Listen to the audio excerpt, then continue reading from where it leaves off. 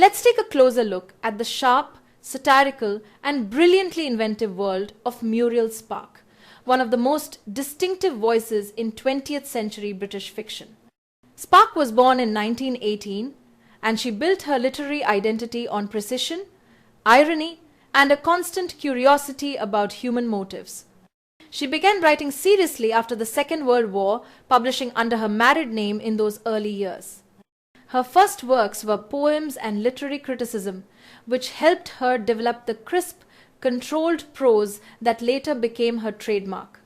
In 1947, Spark stepped into a major role when she became the editor of Poetry Review, one of the few women to hold such a position at the time. She left the journal in 1948, but the experience shaped her confidence and sharpened her literary instincts. A turning point came in her spiritual life. Spark was baptized into the Church of England in 1953, and a year later she converted to Roman Catholicism, a moment that has been asked in exam. Spark later said that this conversion allowed her to see existence as a whole, and she believed it brought clarity and decisiveness to her writing. Her friends and supporters, including Graham Greene, Malcolm Muggeridge, and Evelyn Waugh, also encouraged her during this time, recognizing her emerging talent. Her first novel, The Comforters, appeared in 1957, winning immediate praise for its originality. The book even includes references to her own spiritual journey, showing how deeply her conversion had shaped her imagination. Greater fame, however, arrived with The Prime of Miss Jean Brodie in 1961, a title that has been asked in exam. This novel cemented Spark's reputation as a master storyteller who could mix wit, cruelty, tenderness, and philosophical insight in a single narrative. Spark became known for her flash-forwards, imagined conversations, and sly narrative intrusions techniques that made her fiction feel both playful and unsettling. Real life inspired much of her work. James Gillespie's high school influenced the fictional Marcia Blaine School, and the Helena Club helped her model the May of Tech Club in The Girls of Slender Means. She continued to publish widely through the 1960s, including The Girls of Slender Means in 1963 and the acclaimed novel Memento Mori, which has also been mentioned in exam.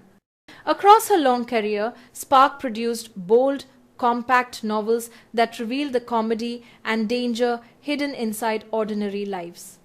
Now let's explore Spark's most famous novel, The Prime of Miss Jean Brodie, published in 1961.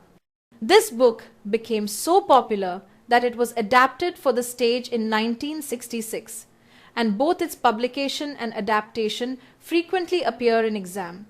The story is set in 1930s Edinburgh, and at its center is the unforgettable figure of Miss Jean Brodie, an eccentric teacher who inspires near-religious devotion among a select group of her students, the girls who become known as the Brodie set. This group includes Sandy, a key character whose presence has been highlighted in exam. Miss Brodie believes passionately in shaping her students' minds, often declaring, "Give me a girl at an impressionable age." She offers them art, politics, romantic stories, and her own philosophy of living boldly. But beneath her charm lies a troubling devotion to authoritarian figures, especially Mussolini, whose leadership she praises uncritically, a detail that reveals one of the novel's darker themes. The story moves between past and future, using Spark's signature flash-forwards to show how these girls grow up and reinterpret Miss Brodie's influence. Themes of innocence, betrayal, loyalty, control, and personal growth run through every chapter. At the heart of the plot is Sandy's betrayal when she reports Miss Brodie's teaching methods and political sympathies to the school authorities. Her decision leads directly to Miss Brodie's downfall, a turning point that shapes the novel's moral center. Miss Brodie's famous declaration, "I am in my prime," expresses her fierce self-belief and has been asked in exam. But the story ultimately questions that confidence.